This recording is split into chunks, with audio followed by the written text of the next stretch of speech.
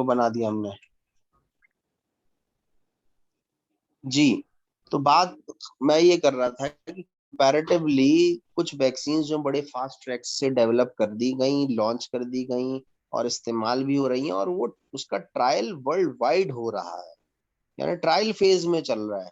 आप ये भी देखिए, हम वैसे कहते हैं ना कि फेज 0, फेज 1, 2, 3, 4, तो ये अभी फेज 3 तक तो पहुंची भी नहीं है, और ये मामला इसको लॉन्च कर दिया गया। बहरहाल वक्त की जरूरत भी थी और इंसानियत दम तोड़ रही थी, इस वजह से भी ये जस्टिफाइड है। लेकिन सवाल अपनी जगह बरकरार है कि और भी मुहलिक बीमारियां हैं जिनकी वैक्सीन बननी चाहिए थी और आज तक उनकी वैक्सीन नहीं बनी। ठीक, अच्छा जी। इसके लिए जो टेस्ट कराते हैं वो हेपेटाइटिस सी एंटीबॉडी कराते हैं और HCV जीनोटाइपिंग होती है। PCR टेस्ट कहते हैं इसको ना, पीसीआर। पीसीआर का मतलब पॉलीमरेज चेन रिएक्शन टेस्ट। ठीक है, सुना होगा आपने, पीसीआर सुना? जी सर, सुना है। Yes sir. जानते हो पीसीआर? पीसीआर में बेसिकली बुनियादी तौर पे क्या होता है कि अगर थोड़ी सी भी क्वांटिटी वायरस की मौजूद है या जरासीम की मौजूद है, तो बेसिकली उसके DNA की मौजूदगी है। भाई, जरासीम का मौजूद होना इस बार पर दलालत करता है कि उसका DNA भी मौजूद है। बगैर DNA के, बगैर RNA के तो ऑर्गेनिज्म एग्जिस्ट नहीं कर सकता ना। सही है। अब करते क्या है कि सैंपल लिया ब्लड का, उसमें अगर ट्रेस अमाउंट में भी अगर वायरस मौजूद है, बहुत ही कम मिकदार में मौजूद है, तो हम उसको एम्पलीफाई कर देते हैं, पॉलीमरेज रिएक्शन कराते हैं एंजाइम के जरिए, तो वो फिर मल्टीप्लाई हो जाता है और मल्टीप्लाई होकर वो काउंटेबल हो जाता है। जब वो काउंटेबल हो जाता है तो उसकी कट ऑफ वैल्यू एक आ जाती है, और फिर हम कहते हैं कि भाई इतना ये पाया गया, लिहाजा sample is positive for virus. ठीक है, सिंपल सा मैंने आपको समझाया पीसीआर टेस्ट। अच्छा जी, इसकी जो मैनेजमेंट है वंस अगेन थोड़ी सी मुश्किल है, लेकिन जितनी जल्दी डायग्नोसिस हो जाए और जितनी जल्दी इसका ट्रीटमेंट शुरू हो तो प्रोग्नोसिस कुछ बेहतर हो सकता है, अदरवाइज ये पेशेंट सिरोसिस में गया ही गया। तो इंटरफेरॉन थेरेपी होती है, इंजेक्शंस लगते हैं। इंटरफेरॉन करता क्या है बेसिकली, कुछ कुछ है आइडिया? इंटरफेरॉन, हाँ जी, है कोई आइडिया? आवाज आ रही है? हेलो? जी जी सर, आवाज तो आ रही है। अच्छा, तो इंटरफेरॉन थेरेपी का कुछ पता है? सर ये इंजेक्शन लगते हैं ना पेशेंट को, इसमें लेकिन इसके साइड इफेक्ट्स हैं कि काम पेशेंट कैसे को। करते हैं? जी जी, सर ये बेसिकली हाँ। प्रोटीन्स होते हैं जो इम्यूनिटी को एनहांस करते हैं। शाबाश शाबाश, प्रिपेयर्ड इम्यूनोग्लोबुलिन्स ही हैं ये। अच्छा, इनका फायदा भी और नुकसान भी है। देखिए, जब हम बनी बनाई चीज जिस्म में दाखिल करते हैं ना, तो बाज मरतबा वो कबूल नहीं होती, तो ये रिजेक्शंस भी आ जाते हैं, लिहाजा फेलियर रेट भी है इसका। ठीक है, बहरहाल जितनी जल्दी इसकी डायग्नोसिस हो जाए उतना जल्दी, उतना बेहतर सर्वाइवल होगा पेशेंट का, अदरवाइज केस निकल जाता है। ठीक है, यहाँ तक बात क्लियर है? जी सर। ओके। हेपेटाइटिस डी या जिसे डेल्टा हेपेटाइटिस कहते हैं, ये सिंगल RNA वायरस होता है। ठीक है, और मजे की बात यह है कि ये तन्हा एग्जिस्ट नहीं कर सकता, ये हेपेटाइटिस बी के वायरस के साथ एग्जिस्ट करता है, उसके जिस्म के अंदर ये रेप्लिकेट करता है। ठीक है, आपको पता है ना, वायरसेस जो है वो दूसरे सेल्स के अंदर घुस के उसके DNA पे काबू कर सकते हैं, ये सलाहियत है वायरसेस में, ये बात पता है आपको? जी 9th-10th में आपने बैक्टीरियोफेज वायरस पढ़ा होगा, कुछ याद आता है? Yes sir. वायरस बैक्टीरिया के जिस्म में घुसता था और अपना DNA उसमें मल्टीप्लाई करता था, और बैक्टीरिया के जिस्म में से वायरसेस निकाल लेता था, उसका न्यूक्लियस सारा इस्तेमाल कर लिया करता था। तो हेपेटाइटिस डी जो है ना, वो हेपेटाइटिस बी के वायरस का DNA इस्तेमाल करके अपने आप को रेप्लिकेट करता है। ठीक है, तन्हा नहीं हो सकता। तो उसका मतलब ये है कि जिसको हेपेटाइटिस बी हुआ हुआ है, वो उसको हेपेटाइटिस डी भी हो सकता है। आई बात समझ में? जी सर। लिहाजा बी भी सेंसिटिव है। ठीक है, इसका इंक्यूबेशन पीरियड 2 से 26 वीक है और क्रोनिक कैरियर्स इसके होते हैं और वो ट्रांसमिशन करते रहते हैं, इन्फेक्शन फैलाते रहते हैं। सोर्स ऑफ इन्फेक्शन वही है जो हेपेटाइटिस बी का है, that is sexually transmitted and blood born. ठीक है, इसकी जो डायग्नोसिस है वो एंटी एचडीवी लिखते हैं और एचडीवी एंटीजन लिखते हैं। ट्रीटमेंट इसका भी इंटरफेरॉन थेरेपी ही है जो हेपेटाइटिस बी का है। आखिरी वायरस की बात कर लेते हैं, हेपेटाइटिस ई। ये भी आरएनए वायरस है, इसका इंक्यूबेशन पीरियड 15 से 64 दिन है। ये ओरोफिकल फैलता है जैसे कि हेपेटाइटिस ए फैल रहा था। ठीक है, कौन सा वायरस ओरोफिकल था? हेपेटाइटिस ए, और यहाँ पर ई। तो ए और ई जो है वो ओरोफिकल है। सोर्स ऑफ इन्फेक्शन वही contaminated water, poor sanitation, food, फला फला, ठीक, खाने पीने की मुताफिन चीजें। More common in adults and severe in pregnant women. ये सबसे खतरनाक बात है कि प्रेग्नेंट लेडी को अगर हेपेटाइटिस ई हो गया तो उसके लिए जानलेवा हो सकता है। ठीक है, अलबत्ता ये भी सेल्फ हीलिंग है, जैसे कि हेपेटाइटिस ए होता है, ये 4 से 6 हफ्ते के अंदर ठीक हो जाता है अगर बर वक्त डायग्नोसिस हो और बर वक्त ट्रीटमेंट होता है। इसकी डायग्नोसिस भी एंटी एच ई बी लिखते हैं, आईजीएम एंड आईजीजी, ये दोनों सामने आ जाते हैं। अगर फर्ज करें जी आईजीजी पॉजिटिव आता है तो उसका मतलब क्रोनिक बीमारी है, और आईजीएम आ जाए तो उसका मतलब एक्यूट इलनेस। ठीक है, हो गया। बाकी पीसीआर टेस्ट भी होता है। ट्रीटमेंट इसका, चूंकि ये सेल्फ हीलिंग भी है तो कोई स्पेसिफिक ट्रीटमेंट नहीं है, वही कंजर्वेटिव ट्रीटमेंट ही करेंगे, हाइड्रेशन सही रखेंगे, उसको सप्लीमेंट्स भी देंगे, ग़िज़ा सही रखेंगे। ठीक है, तो ये होता है इसमें मामला। हॉस्पिटलाइजेशन की नीड अमूमन नहीं होती सिवाय वो केस जो बहुत ज्यादा बिगड़ चुका हो। यहाँ तक बात क्लियर है? जी सर। अच्छा, अब जरा सा ये 2 स्लाइडें जरूर देखिए, एक्यूट हेपेटाइटिस और क्रोनिक हेपेटाइटिस।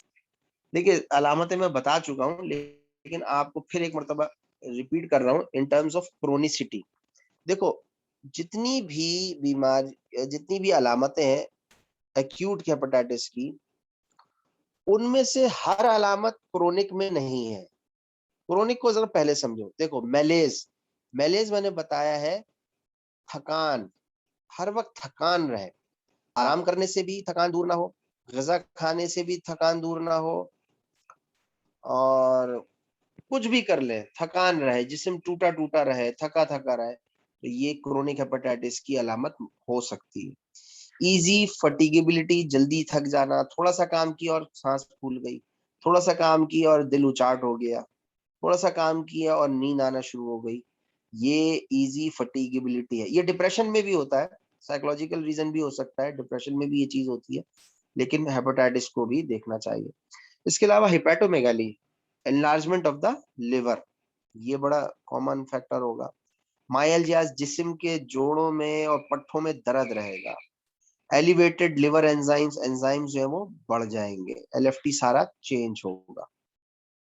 ये जो चंद अलामतें हैं क्रोनिक की, इसको जहन में रखिए, क्योंकि कई मरतबा केसेस अनडायग्नोज चल रहा होता है, उसको पता ही नहीं होता, और ये अलामतें लेकर वो डॉक्टर के पास आ रहा होता है। डॉक्टर जो सिर्फ कभी मल्टीविटामिन दे देगा, कभी उसको पेन किलर दे देगा, और केस खराब से खराब होता चला है। एक्यूट की जो अलामतें हैं उसमें एनोरेक्सिया है, नोजिया, वॉमिटिंग है, कॉन्स्टिपेशन या diarrhoea, upper quadrant discomfort, malaise, fever, headache, arthralgia, myalgia, urticaria. Urticaria कहते हैं पित्ती उछलने को सफरा की वजह से। Hepatomegaly, splenomegaly, weight loss, jaundice, dark urine, light stools, इसको स्टीटोरिया भी कहते हैं। ठीक है, फैट आना शुरू, जो चिकना होता है वो हजम नहीं होता, पखाने में, फुजले में चिकनाहट आ रही होती है, तो पखाना जो है वो फ्लोट करता है, ये भी बड़ी एक अलामत है लिवर डिस्टरबेंस की। टेस्ट, स्मेल, ये सब खराब हो जाता है, बालिरुबिनी यूरिया हो जाता है, यूरिन के अंदर बालिरुबिन ज्यादा आ जाता है। यहाँ तक बात क्लियर है? कॉम्प्लिकेशंस देख लेते हैं जल्दी से। डिहाइड्रेशन, हाइपोकैलिमिया, ठीक है, chronic carrier hepatitis, cholestatic hepatitis, fulminant hepatitis, liver cirrhosis, hepatocellular carcinoma, खासतौर पे हेपेटाइटिस बी और सी में। डिहाइड्रेशन बड़ी तेजी से होती है, मोशन लग रहे होते हैं, उल्टियां आ रही होती हैं, लिहाजा आईवी लाइन मेंटेन रखना चाहिए। हाइपोकैलिमिया किसे कहते हैं? पोटेशियम की कमी, ठीक है, तो पोटेशियम को बैलेंस करना चाहिए। इसमें खासतौर पे डाइटरी जो सपोर्ट आती है वो केले से आ सकती है, दही से आ सकती है, ठीक है, और देते भी हैं लिवर के पेशेंट्स को। क्रोनिक कैरियर हेपेटाइटिस, बहुत अरसे तक वो कैरियर के तौर पर रहेगा। कोलिस्टेटिक हेपेटाइटिस, इसमें जो पथरी बनना शुरू हो जाएगी, सिरोसिस हो जाएगा, नोड्यूल्स बन जाएंगे जिगर के अंदर। फुलमिनेंट हेपेटाइटिस का मतलब होता है कि यकदम तेजी से लिवर फेलियर की तरफ जाए, इसको कहते हैं फुलमिनेंट हेपेटाइटिस, ठीक है, यकदम फेलियर की तरफ जाए तो हम इसको कहते हैं फुलमिनेंट हेपेटाइटिस। लिवर सिरोसिस की कॉम्प्लिकेशन और हेपेटोसेलुलर कार्सिनोमा, खासतौर पर हेपेटाइटिस बी और सी के लिए। यहाँ तक बात क्लियर? जी सर। तो अच्छा जी, अब जनरल मेजर्स तो देखिए आपको सब कुछ पता ही है, ठीक है, तो मैं इस पर ज्यादा बात नहीं कर रहा। जैसी बात है, हाइजीन सही होना और ब्लड ट्रांसफ्यूजन से पहले चेक कराना, स्क्रीनिंग, ये तमाम मामला तो आपको पता है, मैं इनको रिपीट नहीं कर रहा। अब मैं डायरेक्ट कोशिश कर रहा हूँ ड्रग के ऊपर बात करूं, हर्बल मेडिसिन के ऊपर बात करूं। तो पहले तो जरा सा नुस्खा नोट कर लीजिए हेपेटाइटिस और जिगर के अमराज के लिए। मैं आपको ऐसा नुस्खा बता देता हूँ जो तमाम जिगर के अमराज में इस्तेमाल कराया जा सकता है, और बिलखुसूस एक दो दवाइयां ऐसी बताता हूँ जो हेपेटाइटिस बी और सी के लिए स्पेसिफिक है। एक मशहूर दवा है माजून दबीदुल बर्द, आपने नाम सुना होगा, ठीक है। तो माजून दबीदुल बर्द का इस्तेमाल हेपेटाइटिस या लिवर डिजीज में करना बहुत जरूरी है, यानी इसके बगैर आपका नुस्खा चलेगा नहीं, स्टार्ट नहीं होगा। फिर है शरबत अरजानी या शरबत दीनार, ठीक है, इन दो का कॉम्बिनेशन लिवर के लिए बहुत अच्छा होता है। फिर है अक्सीर जिगर, एक बकायदा फॉर्मुलेशन है, उसके अंदर भी मको, कासनी, बादियान, ये तमाम चीजें हैं। मको कासनी जो है ना, ये लिवर के लिए बहुत स्पेसिफिक हर्ब्स मानी जाती हैं हमारे तिब में, ठीक है। शरबत बजूरी, बजूरी इस वजह से ऐड ऑन रखते हैं कि पेशाब के जरिए सफरा निकलता रहे, जितना ज्यादा निकलेगा डायूरेसिस के जरिए उतना तबीयत बेहतर होती चली जाएगी। फिर हमदर्द की एक दवा आती है एक्ट्रीन। एक्ट्रीन को मैं ये समझता हूँ कि लिवर वालों को तो देना ही देना है, लेकिन इस वक्त वो अफराद जो मोटापे का शिकार हो रहे हैं, जो मेटाबॉलिक सिंड्रोम की तरफ जा रहे हैं, जिसमें डायबिटीज, फैटी लिवर और ओबेसिटी है, ये तीन चीजें जो है वो ट्राइएड होता है मेटाबॉलिक सिंड्रोम का, उनको जिगर की ये दवा जरूर इस्तेमाल कराएं, चाहे उनको हेपेटाइटिस हो या ना हो। इसका रिजल्ट बड़ा अच्छा आता है, ये बहुत एक साइनर्जिस्टिक इफेक्ट लेकर आती है। फिर वो अफराद जो प्री डायबिटिक हो गए हैं, उनके लिए भी एक्ट्रीन अगर हफ्ते में 1 या 2 टैबलेट खिला दी जाए तो ये सपोर्टिव अच्छी रहती है, ठीक है। अच्छा, फिर एक दवा होती है दवाउल कुरकुम, ठीक है, जाफरान इसके अंदर ड्रग मेन होता है, कुरकुम कहते हैं जाफरान को। जाफरान का जो इस्तेमाल है वो लिवर के पेशेंट्स में बहुत मुफीद होता है, ठीक है। माजून दबीदुल वर्द में भी अगर जाफरान को पीस के डाल दिया जाए तो ये बहुत अच्छी हो जाती है, समझ लो डबल एक्शन हो जाता है, ठीक है। ये इसकी आम तौर पर दवाइयां इस्तेमाल होती हैं हेपेटाइटिस के लिए और लिवर डिजीज के लिए। अब एक दवा का मैं जिक्र करने जा रहा हूं जिसको कहते हैं अफसन 3, नाम सुना आपने? जी सर, नाम हेलो? सुना अफसन 3। जी जी सर, अफसन 3 का सुना है। बल्कि नहीं, सॉरी, अफसन 3 नहीं, सॉरी, ऊंट कटारा, ऊँट मिल्क थिसल। कटारा। मिल्क, अभी लास्ट में मैम हलीमा ने भी डिस्कस किया था ये मिल्क थिसल। मिल्क थिसल, ऊंट कटारा, और इसमें से जो एक्टिव इंग्रेडिएंट निकाला गया है ना, वो है सिलीमेरीन। तो सिलीमेरीन एलोपैथिक फार्मास्यूटिकल्स भी बना रहे हैं, और ये हेपेटाइटिस के लिए ड्रग ऑफ चॉइस मान ली गई है, और वो लोग इसको इस्तेमाल कराते हैं। लेकिन हमारे पास खाली यही दवा नहीं, बेशुमार मैंने आपको दवाइयां बताई हैं और ये सब मिलकर जो है वो जिगर को संभाल सकती है। ठीक है, लेकिन एलोपैथिक में भी अब कुछ हर्बल मेडिसिन आ गई हैं और वो उसके एक्सट्रैक्ट्स इस्तेमाल कर रहे होते हैं और बाकायदा एफडीए से अप्रूव भी करा ली है उन्होंने, तो वो राइजुल वक्त हो गई है। उसमें से एक सिलीमेरीन भी है, इसको सिलीमेरियाना के नाम से आती है, सिलमेरीन के नाम से आती है। एबर्ट बना रहा है और भी मुख्तलिफ कंपनियां बना रही। ठीक है, तो ये इसका इलाज और मुआवजा है। बाकी ट्रीटमेंट सपोर्टिव यही रहेगा कि ग़िज़ा उसकी हल्की रखी जाए, पतले शोरबे इसको, सालन जो है वो खिलाने चाहिए, मुरग्गन सालन नहीं देना है, नंबर 1। नंबर 2, गोश्त, इसको बड़ा गोश्त जो गाय का गोश्त होता है वो तो बिल्कुल नहीं खिलाया जाएगा इसको। अच्छा जी, अंडा भी जो कोशिश करें कि शुरू में ना दे, बल्कि उसकी जो जर्दी है वो हटा दें, सिर्फ सफेदी दें उसकी।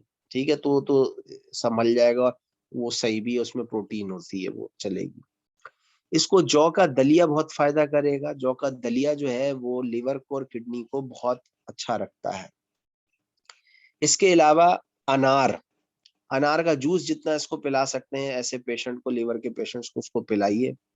अनार का मैंने जो रिजल्ट देखा है, खास तौर पे उसकी झिल्ली जो अंदर मौजूद होती है, उसके साथ अगर दाने चबा दिए जाएं या जूस बनाते वक्त अंदर की झिल्ली भी उसमें ऐड ऑन कर दी जाए, तो उसका रिजल्ट बहुत अच्छा है, क्योंकि ये स्ट्रॉन्ग एंटी इन्फ्लेमेटरी बन जाता है। इसकी जो झिल्ली है ना, इसके अंदर ऐसे केमिकल्स हैं जो ज्यादा एंटी इन्फ्लेमेटरी हैं। मैंने एक फाइब्रॉइड का केस, यकीन जाने मेरे पास रिकॉर्ड है, फाइब्रॉइड का केस, लेडी का, तमाम ट्रीटमेंट कर चुके थे, थक गए थे, समझ में नहीं आ रहा था।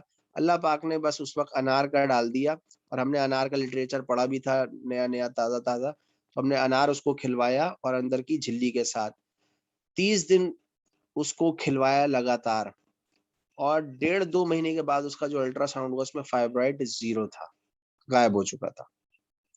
सेम हॉस्पिटल की रिपोर्ट्स हैं। हमदर्द मतलब आराम बाग में एक बाकायदा केस फाइल करके मैं रख कर आया हूँ, कभी मौका मिले तो पूछ भी लीजिएगा। तो तो सर अनार ये तो बहुत बहुत अच्छी चीज है, जबरदस्त है। अगर इसको पर आगे कोई वर्क करना चाहे या कोई मेडिसिन इससे बिल्कुल बनाना करें, चाहे तो ये तो बहुत जबरदस्त है। बिल्कुल करें। देखिए, अनार का छिलका, उसके दाने, उसका जूस, उसका फूल बहुत बहुत बड़ी नेमत है। इसका जिक्र ऐसे तो कुरान में नहीं आ गया ना, और जन्नत के फलों में से एक फल माना जाता है ये। बहरहाल इसके अंदर चीजें हैं, इसके बड़े जबरदस्त आ, नताइज हैं, और ये सर जिगर वाले को जरूर दें। सर किसी ने इसके ऊपर वर्क नहीं किया वैसे? बेशुमार लिटरेचर है इस पे, नहीं, लेकिन हमारे ये है कि हमदर्द के बाकायदा अंदर जैसे हमारे यहाँ से किसी भी, ने। हाँ, हमारे यहाँ से नहीं किया किसी ने अनार को लेकर, करना चाहिए। मैं तो कहता हूँ आप लोग करें। देखिए, हेपेटाइटिस का पेशेंट जी सर, आपको माइंड में मिलेगा, आया इसलिए पेशेंट का मैंने तो कहा। टेंशन है ही नहीं आपको, जी जी। पेशेंट बहुत है। अब आपको ये कि अनार के लिए आप अनार खरीदें, एक मशीन खरीदें और पिलाएं पेशेंट्स को, बुला बुला के पिलाएं। इसका शरबत भी बनाया जा सकता है, आप कवामी शरबत बना लीजिए, लेकिन उसके अंदर शर्त वही है कि जूस के साथ वो उसकी झिल्ली भी निकाल लें, सही बल्कि आप नहीं, झिल्ली को कलेक्ट करें। जैसे ऐसा ठीक है, कोई ज्यादा से, प्रोडक्ट आगे जाके बनाए उस पे, वो ज्यादा सही है। देखिए शरबत, बिल्कुल शरबत अनार जो बनता है ना, वो अनार के जूस से ही बनता है, बहुत जबरदस्त होता है टेस्ट में भी, अफादियत में भी, लेकिन उसकी झिल्ली हटा देते हैं। मैं ये कहता हूँ कि झिल्ली भी, जिस वक्त जूस निकल रहा हो ना, जिस मशीन में जूस निकाला जा रहा था, उधर ही वो झिल्ली भी उसी दानों में घुसेड़ कर और वो निकाल ले, तो झिल्ली का भी सत आ जाएगा। या एटलीस्ट बॉयल जिस वक्त कर रहे हो ना, अवाम को जब बॉयल करते हैं अनार के जूस के साथ चीनी डालकर, उस वक्त वो झिल्ली डाल दें, बाद में उसको फिल्टर कर लेना, हटा लें झिल्ली को। तो झिल्ली का जो फायदा है ना, वो जरूर लें। मैंने तो देखा है इसका रिजल्ट फाइब्रॉइड में, तो खास तौर पे देखिए, फाइब्रॉइड भी कोई कम प्रॉब्लम नहीं है। इनफर्टिलिटी होती है, खवातीन परेशान रहती हैं, बांझपन का शिकार हो जाती हैं, तो ठीक हो गई। और दूसरी चीज मैंने फाइब्रॉइड के लिए जो इस्तेमाल कराई थी वो थी ब्रोकली। ब्रोकली का भी जो है इफेक्ट बहुत अच्छा है। ठीक है, तो आप भी अपने क्लिनिकल प्रैक्टिस में जरूर इस्तेमाल कीजिएगा ब्रोकली और अनार। ठीक है। अच्छा, इसके अलावा मिठे होते हैं, मिठे कड़वे लीमू जिसे कहते हैं, ये जिगर के लिए बहुत जबरदस्त चीज है। ये कोई सा भी हेपेटाइटिस हो ना, उसमें जब सीजन आए तो जरूर इसको खिलाएं। हकीम सईद जो है ना, वो जिगर के अमराज के जो पेशेंट्स आते थे जिगर वाले, उनको ये मिठे का मशवरा जरूर देते थे, और खुद भी बहुत शौकीन थे इसके मिठे के। बल्कि जो पुराने अतिब्बा हैं वो मिठे की तारीफ और कसीदे करते करते उनकी जबान खुश्क नहीं होती, इतने फवाइद गिनवाते हैं उसके। और मिठा वाकई में बड़ी नेमत है, बुखार को तोड़ता है, एंटी मलेरियल है। ठीक है, मुंह का जायका जिनका खराब चल रहा होता है जिगर की वजह से या कोई और मसले, उनका ठीक करता है, निजाम हाजमा ठीक करता है, जहरीले असरात ग़िज़ाओं में जो होते हैं उसको डिटॉक्सिफाई करता है, पेशाब आवर है, स्किन के लिए बहुत अच्छा है। वेस्ट में इसको कहते हैं लाइम, इसको कहते हैं लाइम। लाइम वाटर का नाम सुना आपने? एक होता है लेमन वाटर, यानी नींबू का पानी, एक होता लाइम है वो लाइम वाटर। ग्रीन लेमन जो होते हाँ, हैं, ग्रीन वाले, वो नहीं लाइम। नहीं, लाइम इसी को ही कहते हैं। लाइम इसी टेक्निकली लाइम मीठे को कहते हैं जी, कड़वे नींबू को कहते हैं। अच्छा अच्छा। तो लाइम वाटर वेस्ट में स्किन डिजीज, खास तौर पे जिनकी झुर्रियां वुर्रियां रिंकल्स आ जाते हैं, एजिंग के असरात आ रहे होते हैं, उनको पिलाते हैं। इसका मैंने आर्टिकल पढ़ा है लाइम के ऊपर। ठीक है, और इसकी ये जो वो जो छिलका होता है उसको भी अगर और गुदे को अंदर रब किया जाए स्किन के ऊपर, तो बेहतरीन तरीके से ये यूं समझ लीजिए एक मॉइस्चर कह लीजिए, या एक स्किन को शादाब रखने के लिए ये इस्तेमाल किया जा सकता है। तो बहुत फायदे हैं इसके।